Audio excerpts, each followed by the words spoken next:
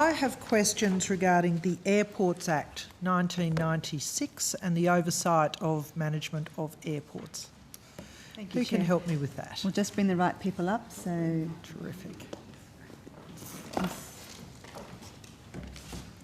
Phil McClure is probably going to be our key spokesperson here. Senator Phil McClure, Assistant Secretary of the Airports Branch. So your questions in regard to the Airports Act? Yeah, so we have had an increasing amount of industry discussion about operations of airports, and so Essendon, Moorabbin, you know, but I'm interested right across Australia.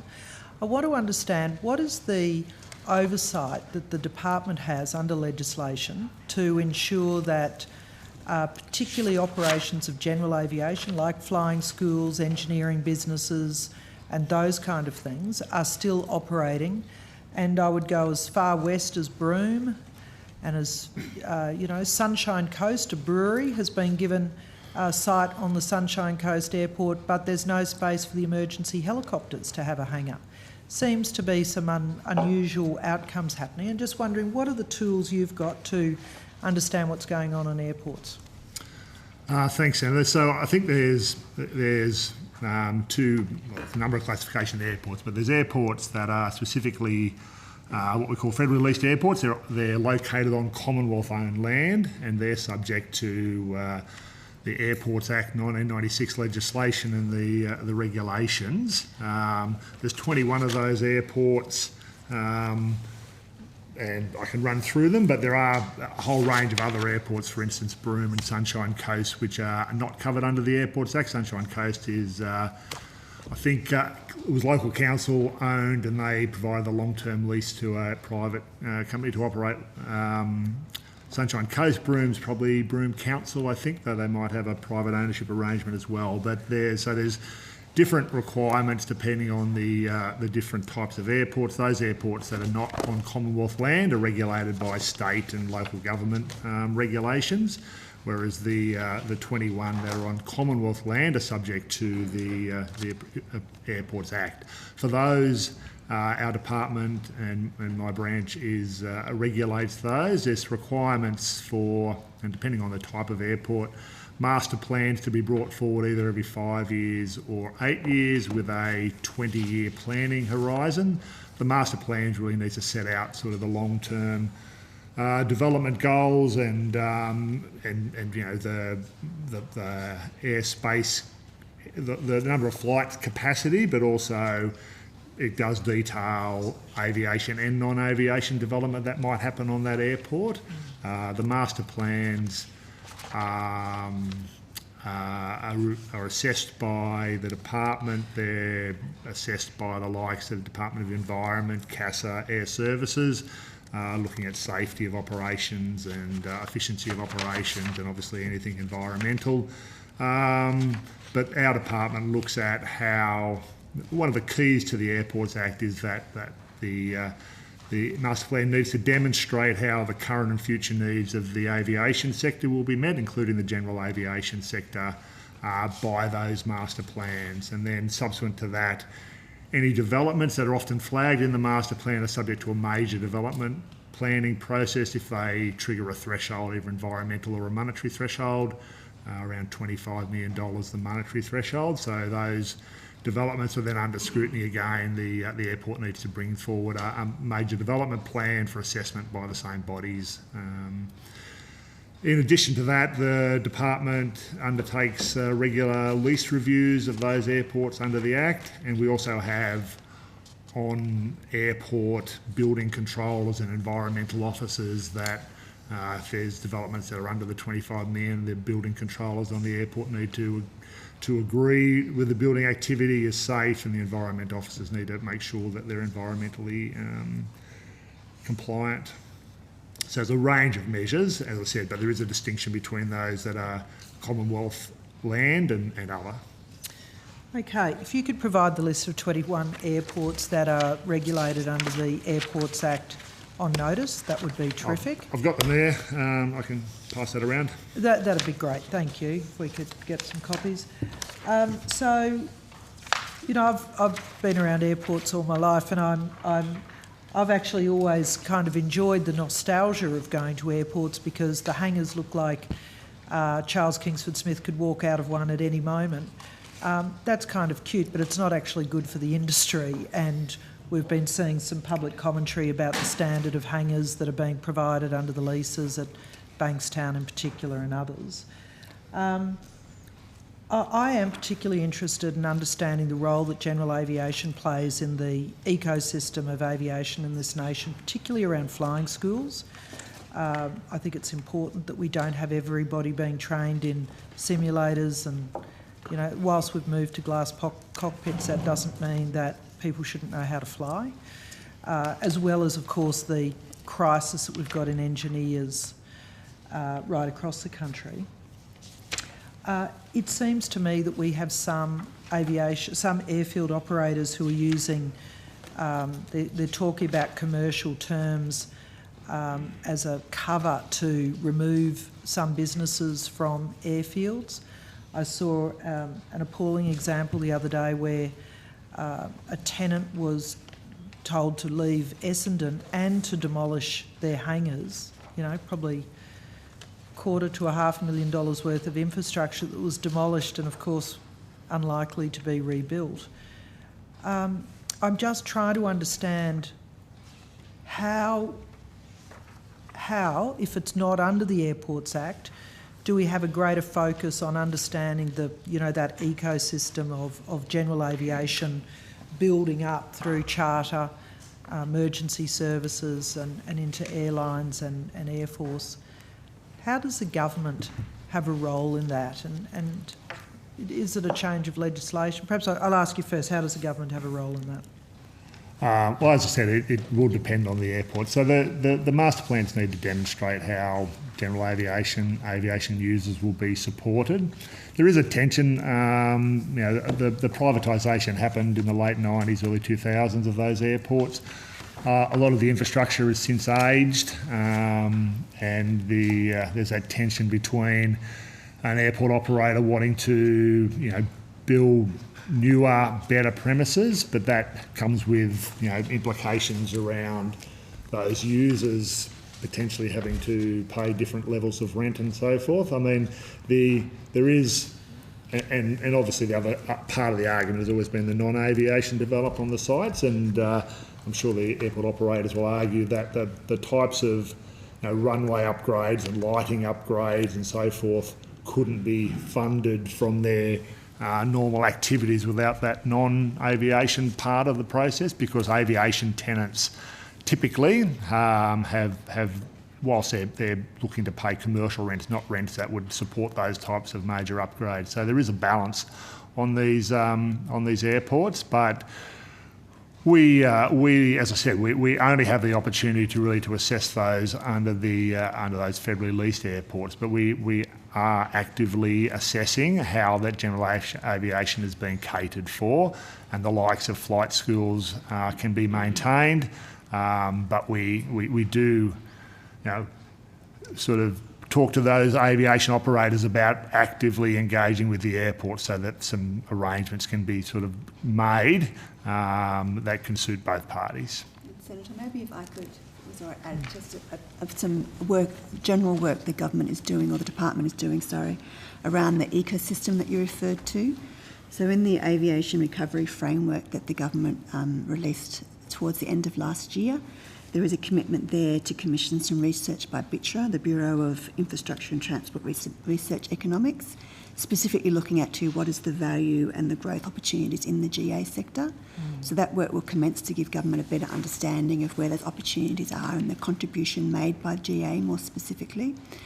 The other bit of work I'll make reference to is work that Mr Madston referenced to earlier as well, and that is some work going on within the department around the skills issues, skills shortages right across the transport sector. As part of that, we have looked at the aviation sector, pilots, maintenance engineers in particular.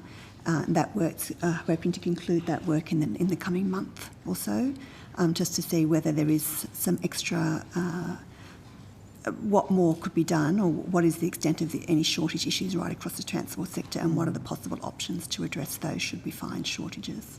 Oh, that's terrific, and I recommend that you talk to the regulator about the cost of licensing, because I'm told that there are people who want to re-enter the industry who are made redundant during COVID, who, as unemployed people, can't afford the cost of their licensing provisions under the regulator. I guess I hear right across the nation from flying schools in particular, but all sorts of general aviation businesses, about how they feel that the department is being told a very sophisticated story from airport operators who are, property developers in many cases. They are very big businesses, and yet this very important part of the industry is not getting a voice. Often surveys go out saying, are these smaller businesses happy? They often don't answer the questions anymore. They don't see that there's any purpose. And so I'm trying to understand how we can better support the department to hear from those critical parts of the industry, and how we don't continue to have DFOs being built on airport land, which is impinging on, safety, but also driving out small business, which, the people who train these critical services. So I think the key is that you say that they become a little bit disillusioned or whatever, but the key is that through those master planning and major development planning processes, there is mandated community and stakeholder engagement, 50 business days, and it's very important that those on airport, those stakeholders, relevant off-airport engage in those processes, and importantly put in written submissions. The requirements under the Act are that the airport needs to demonstrate, has to provide a list of all submissions that it's received in the master planning or major development planning process, and the airport is then needed to demonstrate how they've responded to those submissions. It doesn't mean they have to agree with everything that's said, but it is an important part of the process that the minister needs to be satisfied that those community and stakeholders who have engaged have been heard, and the airport's demonstrated how their concerns have been addressed. I have been looped in on some of those consultations, and my experience was that it was very much the big powerful voice over here and the very small voices over here which were not being adequately listened to, because there was no incentive for the big airport operator to have to listen to them, so long as they had gone through the consultation process and, gone through that tick box process, that the small operators, the end result is that there's just less and less land available for general aviation, or it's so difficult to negotiate leases, upgrades of premises, that there's no criteria which is not financial for the big operator to have to assess, like ecosystems for the industry. And I appreciate that you said the Sunshine Coast is not one of yours, but I was just, distressed to hear that you would have a situation where the emergency services helicopter couldn't get a hangar, but a brewery could. Seems like a real... but I appreciate that is not your issue, and so I won't ask you questions about that. Senator Mirabella, do you have a follow-up question to that? Just to take this a little further, where's the demarcation, or what's the department's remit on airfields which are shared with Defence, such as Darwin or Newcastle or Canberra? Again, they're in a little bit different circumstances. So Darwin, for instance, is considered to be a federally leased airport, so they're required under the Airports Act to go through those master planning, major development planning processes. Being Defence. Sorry? They being the Department of Defence? No, through our infrastructure department and under the Airports Act. Right. There's a delineation between the areas on the airfield, I think. But others, Newcastle not, Avalon, others shared with Defence. we don't have a direct role in monitoring or assessing plans on those. They do engage with Department of Defence, but otherwise, yeah, we don't have that direct role unless they're also considered to be administered under the Act. So the Department of Defence, for instance, at Newcastle, there's shared premises, shared runways, so there'd be engagement with that department. The reason I ask, I actually have a question for the Defence Committee, but I'll ask you in case you have an answer. Point Cook. I've been petitioned by the Point Cook Aero Club, which I think last year was given notice to vacate the airfield. Is that your decision or Defence's decision?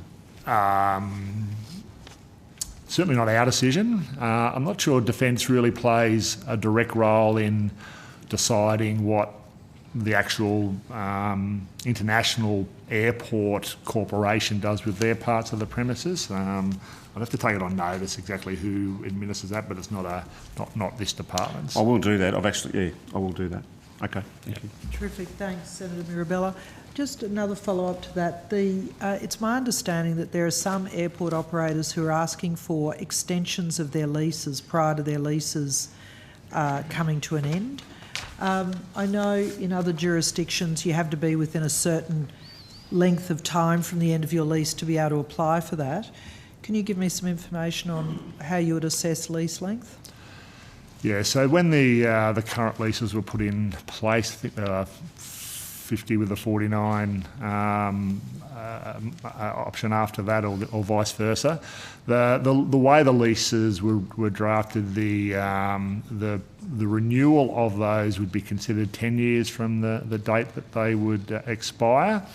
But yeah, look, a number of those federal lease airports have noted interest in bringing that forward. It mainly comes down to the fact that they'll be entering into subleases on areas within the airport that now are looking to push up against when the first term of that lease runs out. And then, so for certainty for the owner around that investment and for certainty of those subleasees for their investment, they are actively looking for us to consider the benefits and merits of bringing forward those lease extensions. We haven't really done any work on that to date, but it's certainly something that we would probably put our minds to at some point in the next little while. Whilst the Act says 10 years, we do recognise that there's some merit in, as I say, if they've got some long-term leases and there's some uncertainty whether there might be some benefits in bringing that forward. So I would just put it to you that if those airports couldn't demonstrate an active outcomes of a flourishing general aviation on their airport site, well then, you know, that would certainly have to give pause as to why you would extend a lease. Otherwise, you know, where else should general aviation, flying schools, engineers and aviation-related businesses operate apart from on airports? I think, Chair, I think you're right. One of the reasons we're wanting to give it a lot of thought is that it will affect a number of stakeholders, and we want to make sure that all of the relevant parties and their interests are considered before a decision is made. So it's definitely something that requires quite thorough consideration. Okay. I'll just have a final question because I know Senator Patrick has questions on this same topic. But Archfield Airport in Brisbane, there have been leases granted to businesses that are non-compatible with aircraft engines. How, again, would the department assess that? Because, you know, cement works, fibre businesses, anything that's going to get into, you know, particularly turbine engines, you know, surely you would have a view on that? Yeah, absolutely. So part of the considerations, there is what's called the National Aviation Safeguarding Framework, which talks about compatible developments and what is appropriate and not appropriate to build on or near airports, and there's also, obviously, as I say, air services.